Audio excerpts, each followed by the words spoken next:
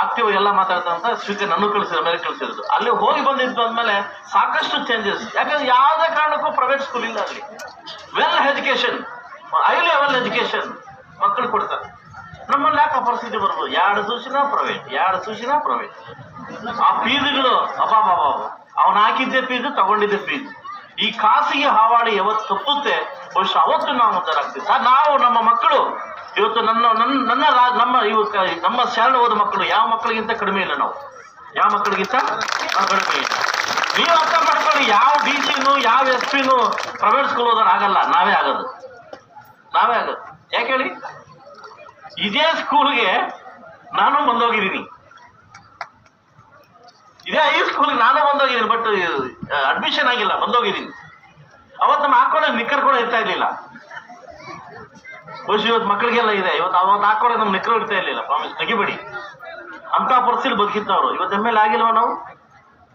ಇವತ್ತು ಸಾಕಷ್ಟು ಮಕ್ಕಳು ನೀವು ಗೆದ್ದಿದ್ರಿ, ಸೋತಿದ್ರು ತಲೆ ಕೆಡ್ಸ್ಕೊಂಬೇಡಿ. ನಾಳೆ ದಿವಸ ಗೆಲ್ತೀವಿ ನಾವು. ಗೆದ್ದಿದ್ದ ಮಕ್ಕಳು ನೀವು ಹೇಳ್ಕೋಬೇಡಿ, ಹೇಳಿ ನಂಗೆ ಗೆದ್ಬಿಟ್ಟೆ. Success not a ending, failure not a final. Success ಬಂದ್ಬಿಟ್ಟಿದೆ ಅಂದ್ರೆ ಅದು ಎಂಡಿಂಗ್ ಅಲ್ಲ, ಅದು ಫೈನಲ್ ಅಲ್ಲ. ಅದು ಫೇಲ್ ಆಗ್ಬಿಟ್ಟಿದೆ, ಅದು ಫೈನಲ್ ಅಲ್ಲ. ಇನ್ನೂ ಇದೆ. ಯಾವ ವ್ಯಕ್ತಿ ಸೋಲನ್ನ ಫಸ್ಟ್ ಅನುಭವಿಸ್ತಾನೆ ಬಹುಶಃ ದೊಡ್ಡ ಮಟ್ಟಕ್ಕೆ ಹೋಗ್ತಾನೆ ಅವನು. ಯಾವ ವ್ಯಕ್ತಿ ಹೋಗಿದ ತಕ್ಷಣ ಗೆದ್ಬಿಡ್ತಾನೆ ಅವನ ಸಕ್ಸಸ್ ಅನ್ನೋದು ಅಲ್ಲೇ ಹೆಂಡಾಗ್ತದೆ.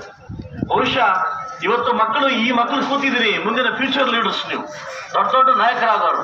ಯಾರು ತಹಸೀಲ್ದಾರ್ ಆಗ್ತಿರೋ, ಯಾರು DC ಆಗ್ತಿರೋ, ಯಾರು ಪೊಲೀಸ್ ಅಧಿಕಾರ ಆಗ್ತಿರೋ ಗೊತ್ತಿಲ್ಲ. ಬಟ್ ಆಕ್ಕಿಂತ ಮುಂಚೆ ನಿಮ್ಮ ಶಾಲೆ ಬಗ್ಗೆ ಗಮನ ಇರಲಿ, ನಿಮ್ಮ ಸ್ಕೂಲಿನ ಒಂದು ಶಿಕ್ಷಕ ಬಗ್ಗೆ ಗಮನ ಇರಲಿ. ಇದು ನಮ್ಮ ಸ್ಕೂಲು ಅನ್ನೋ ಗಮನ ಇರಲಿ ಅಂತ ಹೇಳ್ತಾ ಇವತ್ತಿನ ಒಂದು ಸುದೀರ್ಘ ಅವಕಾಶ ನಮ್ಗೆ ಕೊಟ್ಟಿದ್ದಕ್ಕೆ, ಈ ಒಂದು ಅವಕಾಶ ಕೊಟ್ಟಿದ್ದಕ್ಕೆ ತುಂಬಾ ಖುಷಿಯಿಂದ ನಾನು ಈ ಒಂದು ಕಾರ್ಯಕ್ರಮಕ್ಕೆ ಬಂದೆ. ಈ ಕಾರ್ಯಕ್ರಮ ಬರಬೇಕಾದ್ರೆ ಹಾಲ್ಟ್ ಆಗಿದ್ದೀನಿ. ಇವತ್ತು ಮುಳಬಾಗಿಲು ಹಾಲ್ಟ್ ಆಗಿ ಇವತ್ತು ಹೋಗ್ಬೇಕಂತ ಬಂದೆ ನಾನು. ಇವತ್ತು ಏನು ಈ ಗ್ರಾಮಸ್ಥರೆಲ್ಲ ಸೇರಿ 5 ಹೋಬಳಿ ಕಡೆಯಿಂದ ಏನು ಸೇರಿ ಅತ್ಯುನ್ನತವಾಗಿ ಮಕ್ಕಳನ್ನ ನೀವು ದೊಡ್ಡ ಮಟ್ಟ ತಗೊಂಡೋಗಿದ್ದೀರಿ.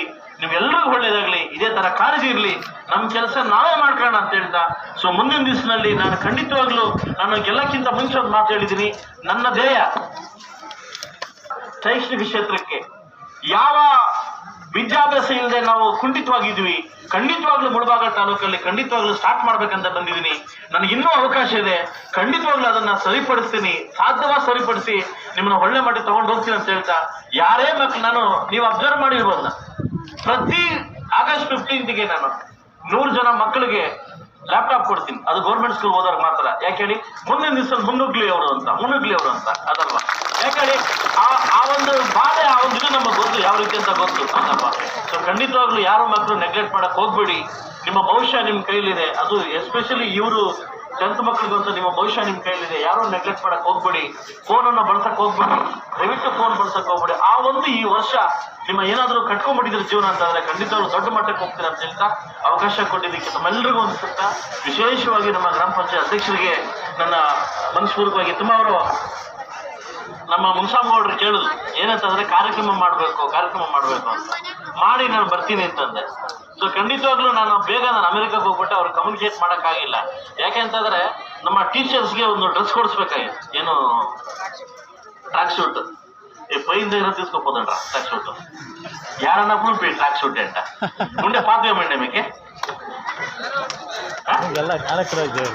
ಅವಕಾಶ ಕೊಟ್ಟಿದ್ದಕ್ಕೆ ಎಲ್ಲ ನನ್ನ CRFಗೆ CRP ಅವರಿಗೆ, ಸೊ ಎಲ್ಲ ನಾನು ಟೀಚರ್ಸ್ಗೆ, ವಿಶೇಷವಾಗಿ ಈ ಶಾಲೆಯ ಅಭಿವೃದ್ಧಿ ಸಮಿತಿ ತಾವೇನು ಟೀಚರ್ಸ್ ಇದ್ದೀರಿ ನಿಮಗೆ ನನಗೆ ಕೃತಜ್ಞತೆ ಸಲ್ಲಿಸ್ತಾ ಅವಕಾಶ ಕೊಟ್ಟಿದ್ದಕ್ಕೆ ಮಾಧ್ಯಮ ಮಿತ್ರರಿಗೆಲ್ಲ ಒಂದು ಸುತ್ತ ನಾನು ಮಾತು ಮುಗಿಸ್ತಾ ಇದ್ದೀನಿ. ಜೈ ಹಿಂದ್, ಜೈ ಕರ್ನಾಟಕ ಮಾತು.